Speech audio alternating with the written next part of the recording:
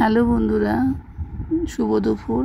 তো আজকে তো পাপানের বার্থডে, তোমাদেরকে তো মর্নিংয়ে বলেছি, তো তার জন্য একটু ব্যস্ত আছি। তার সাথে সাথে তোমাদের সাথে শেয়ার তো করতেই হবে ভিডিও। তো দেখো, সবার প্রথম পায়েস করে নিলাম। পায়েসের জন্য দুধ, গোবিন্দভোগের চাল একসাথেই ফোটাচ্ছি। সাথে সাথে দেখো, ভেবেছিলাম যে রান্না পরে করব, তো না, তার সাথে সাথে মুসুর ডাল সিদ্ধ বসিয়ে দিলাম, কারণ দুপুরে খাবার তো দেরি হয়ে যাবে। পাপান তো টাইমে খায়, তো দেরি হয়ে যাবে। দেখো, এখানে ডাল সিদ্ধ তো হয়ে গেছে। তারপর ডালের কাঁটা দেওয়ার পরে এখানে আম ডাল করব যেহেতু, তো সেখানে একটু তো সর্ষে ফোড়ন আর একটু লঙ্কা, শুকনো লঙ্কা ফোড়ন দিয়ে সর্ষেগুলোকে ভাঙতে হয়, নাহলে গায়ে প্রচণ্ড পরিমাণে ছেটে আর সেন্টটাও ভালো বেরোয়। সাথে সাথে পায়েসও নাড়ছি, জানো, দুধটা নাই লেগে যাবে, তাই না? দুধ আর চাল তো এরকম নাড়তে হবে অনেকক্ষণ ধরে। পায়েস তো এত তাড়াতাড়ি হয় না, অনেক টাইম লাগে। আবার যেহেতু শুধু দুধের, সেটা লেগে যাবে তাড়াতাড়ি। তো এখানে ফোড়ন তো হয়ে গেল। তারপর দেখো, ডাল আমি ঢেলে দিচ্ছি, সোমবার দিচ্ছি। আর এত ঝাঁজ উঠছিল, কি বলবো, মুখটুক জ্বালা করছিল। এক হাতে ক্যামেরা, এক হাতে ডাল ঢালছি, সে তো হবেই বলো। তো যাই হোক, এখানে ডাল সোমবার হয়ে গেল। আম ডাল করবো, সাথে সাথে দেখো আমগুলো ঢেলে দিচ্ছি। আম টক ডাল করবো বলে আমগুলো আর সিদ্ধ করিনি, তো এইভাবেই দিয়ে দিলাম। এবার কিছুক্ষণ ফুটুক ডালটা, তার সাথে সাথে দেখো পায়েস নাড়ছি। আমার একটু ভয়ও পাচ্ছিলাম, কারণ যেহেতু টক ডাল পাশে রান্না করছি, ওই জন্য একটু সাবধানে করছি। এখানে দেখো 3টে এলাচ ভেঙে দিয়ে দিলাম। দুধটা ফুটে উঠেছে, তো এখন দেরি আছে, চালটা সিদ্ধ হবে, তারপর তো সব কিছু হবে। এরকমভাবে নাড়তে হবে, নাহলে পায়েসটা লেগে যাবে নিচ দিয়ে। এখানে দেখো ডাল আমার রেডি, টক ডাল। এবার দেখো, জন্মদিন মানে 5 রকম ভাজা দিতে হয়, তো সব রকম ভাজা আমি ভাজবো। এখন কড়াইতে তেল গরম হচ্ছে, অনেকটা পরিমাণে তেল গরম হয়ে গেছে দেখো। তার সাথে সাথে আবার পায়েসটা নাড়ছি। আমার খুব ভয় লাগছিলো যে নিচ থেকে যদি লেগে যায়, এতগুলো দুধের পায়েস নষ্ট হয়ে যাবে। তো যাই হোক, এখানে পটল ভাজা বসিয়ে দিলাম। পটলগুলো ভাজা বসিয়ে দেবো। পটলগুলো ফাটে, তাই না? এবার যখন উল্টো পিঠ করবো তখন আরও ফাটবে। আমার তো খুব ভয়ে ভয়ে রান্না করছিলাম, যেহেতু আজকে হাতে ক্যামেরা রয়েছে। অন্যদিন কোনো ব্যাপার না, এক হাতে ধরে এক হাতে করা যায়, কিন্তু যেহেতু এক হাতে ক্যামেরা, এক হাতে খুন্তি নাড়ছি। যাই হোক, চলো, তবুও তোমাদের সাথে একটু শেয়ার করলাম, যে একটু রান্নার রেসিপিটা শেয়ার করি। যাই হোক, পটলগুলো এই পিঠ হয়ে গেলে ওই পিঠ করে দেবো, এরকম করতে করতে। তো আমি মাঝে মাঝে পায়েসটাও দেখছি, যাতে ভয় পাচ্ছি যাতে না লেগে যায়। একটু কমিয়ে দিয়েছিলাম গ্যাসের আঁচটা। তো যাই হোক, এখানে পটলগুলো ওই পিঠ ভাজা হলে, এখানে দেখো আমরা পায়েসে মিষ্টি কিংবা বাতাসা দিই, কেন চিনিটা অ্যাভয়েড করি। তো মিষ্টি দিয়ে করলে না পায়েসটার স্বাদ আর তোমার কালারটাও খুব সুন্দর হয়। যারা যারা করো তারা তো জানোই, খুবই ভালো লাগে। যাই দেখো, এখন প্রায় চালটা সিদ্ধ হওয়ার পরে মিষ্টিটা দিতে হয়, তো দিয়ে দিয়েছি। এখানে দেখো, পটলগুলো এই পিঠ ভাজা হয়ে গেছে, ওই পিঠ করে দিচ্ছি। যাই হোক, প্রচণ্ড পরিমাণে কি বলবো, পটলগুলো ভাজছিল।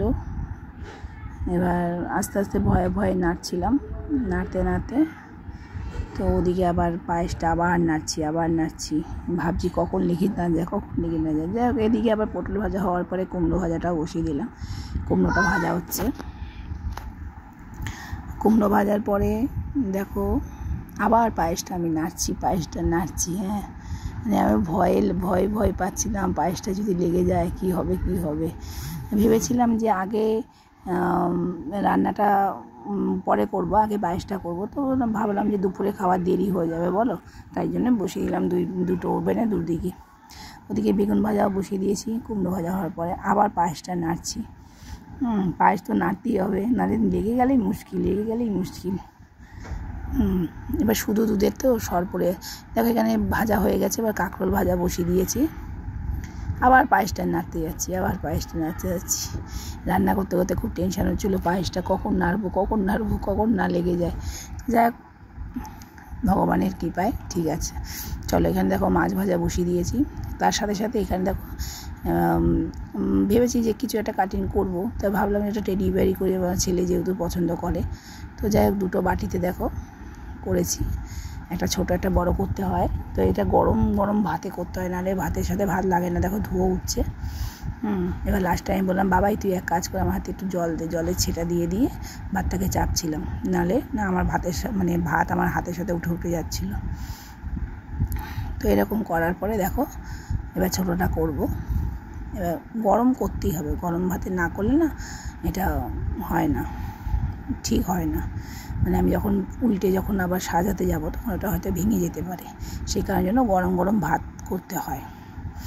তো যাই হোক, যেহেতু ভাতগুলো নিচে পড়ে যেতে পারে, তাহলে একটা থালার মধ্যে আমি নিয়ে নিয়েছিলাম, করেছি। দেখো এবার দেখো আমার অলরেডি এটা সাজানো কমপ্লিট।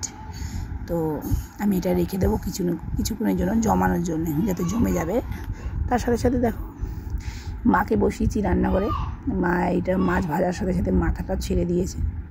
এখানে দেখো পাপার খাওয়ার টাইম হয়ে গেছে, ওকে যেহেতু অন্য দিন সবজি ভাত দিই, ও বলেছে ঘি ভাত খাবো। পাশ দিয়ে দাদা খুব জ্বালাচ্ছিল ওকে, মামা বড় মামা, যে আমাকে দেবো, বলছে আমি দেবো না, ঘি ভাত আমি একাই খাবো। তা আমাকে খাওয়াতে যায়নি, ও একাই খেয়েছে। তো দেখো ঘিটা নিয়েও বসেছে, যে এটা নিয়ে বসবো আমি। দেখো একা খেয়েছে, আমারও ভালো হয়েছে আজকে কাজের মধ্যে। এদিকে মা এসে কিছু রাখছিল। আবার আমি রান্নাঘরে চলে গেলাম, আলুগুলো লম্বা লম্বা করে কাটা হয়েছে, যেহেতু ট্যাংরা মাছ আর কই মাছটা রান্না হবে। তো দেখো আমাদের কি বলতো, সদ্য জ্যান্ত মাছ যে হয় না, সে জিয়ানো যে মাছগুলো, ওগুলো আমরা ভাজি না, ঠিক আছে। ওগুলো হচ্ছে এরকমভাবে কড়াইতে সাঁতলাই, তেলে এদিক ওদিক করে সাঁতলানোর পরে কড়া ভাজি না, আর কড়া তেলও আমরা দিই না। আগে আলুটা ভেজে তারপরে মাছগুলো ছেড়ে এদিক ওদিক করে নেড়ে, তারপরে তোমার ওই জিরে বাটা, আদা বাটা, লঙ্কা, কাঁচা লঙ্কা, এগুলো দিয়ে মশলা করা হয়েছে। তো মশলাগুলো দেখো ঢেলে দিয়েছি। তার আগে তো একটু ফোড়ন দিয়েছিলাম, একটু জিরে, গোটা জিরে, একটা লঙ্কা ফোড়ন। তো যাই হোক, এভাবে আমি নাড়াচাড়া দেবো। এখানে একটু হলুদ, নুন পরিমাণ মতো একটু করে দিয়ে,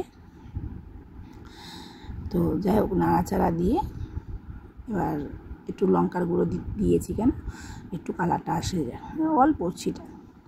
তো যাই হোক ধনে পাতা দিয়ে ঢেকে দিলাম। এদিকে দেখো পাপানকে স্নান করাতে হবে।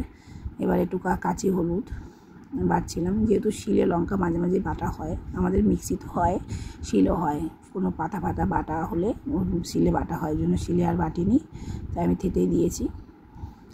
তো এর সাথে একটু দুব্বো আর জলের ছেটা দিয়ে মাথায় দিয়ে স্নানটা করানো হবে।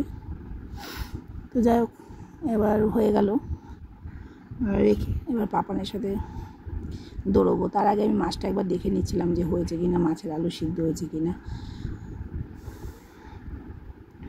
এবার অলরেডি প্রায় হয়ে এসছে, আর একটু বাকি ছিল।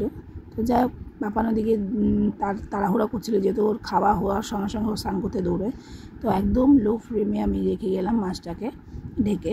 তো এবার দেখো পাপানের সাথে দৌড়চ্ছি, ওকে গামছা পরেছি, প্যান্ট পরাচ্ছি, ও কিছু পরবে না, ও ল্যাংট হয়ে ভিডিওটা ওইভাবে আসা উচিত না।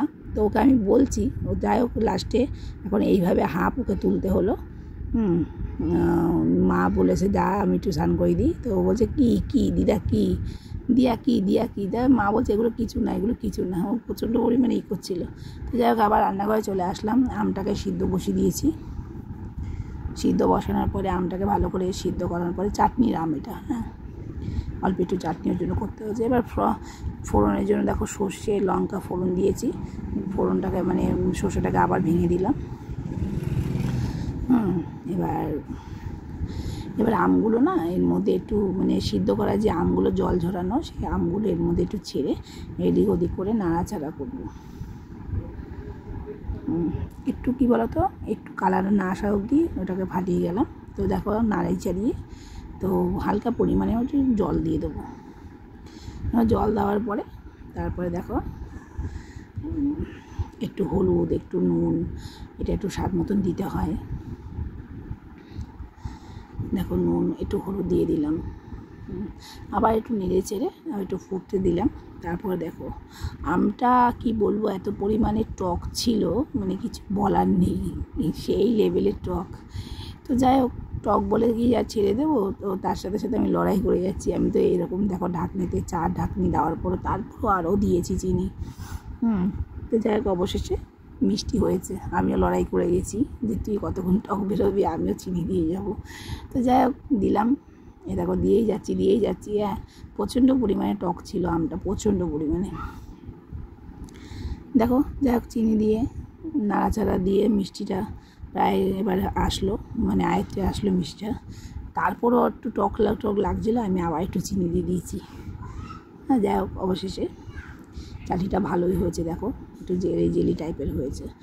দেখো বাইরে বৃষ্টি পড়ছিল, আমার পাপার যখন জন্ম হয়েছিল না, একটু বৃষ্টি পড়েছিল। তো আজকে ওর বার্থডের দিন বৃষ্টি পড়ছিল। তো দেখো এখানে তেল গরম করে মশলা সব কিছু রেডি ছিল, মানে মাংসে সব কিছু রেডি ছিল। তো মা সব রেডি করে দিয়েছে। এখানে দেখো গরম মশলা 5 রকম, যেটা আর লঙ্কা ফোড়ন দিয়ে আলুগুলোকে দিয়ে দিয়েছি। একটু গরম, মানে একটুখানি মশলাগুলো হালকা একটু লাল না হলে তো ছাড়া যায় না। তো যাই হোক, এবার এখানে দেখো একটু গরম হয়ে গেছে। গরম মশলাটা না ফোড়ন দিলে মাংসের সেন্টটা খুব সুন্দর আসে। তো যাই হোক, এখানে দেখো প্রচণ্ড পরিমাণে তেল গরম হয়ে গেছে। তারপরে আলুগুলোকে ছেড়ে দেওয়া হলো। ছেড়ে দিয়ে এখানে দেখো এবার আলুগুলোকে এবার হলুদ নুন দিয়ে, মাংসের আলু বোঝোই একটু লাল হবে। তো মাংসের আলুগুলোকে ছেড়ে দিয়ে লাল ভেজে একটু হালকা নুন একটু হলুদ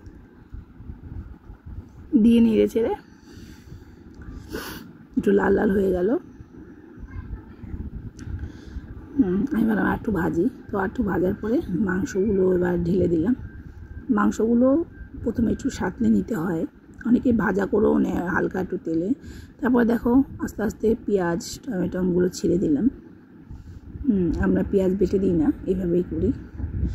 তো যাই হোক, এবার দেখো এবার মাংসের যে মশলা হয়, আদা রসুন, জিরে বাটা, লঙ্কা বাটা, হলুদ নুন সব পরিমাণ দিয়ে তো নাড়াচাড়া করে এবার দেখো কাঁচা তেল দেব, সর্ষের তেল, আর একটু সামান্য পরিমাণে একটু ছিটে ফোটা একটু চিনি দিয়ে দেবো, কেন স্বাদ হবে, রঙটাও হবে। চলো, এই করতে আমার রান্না কমপ্লিট। আবার তোমাদের সাথে দেখা হবে। টাটা।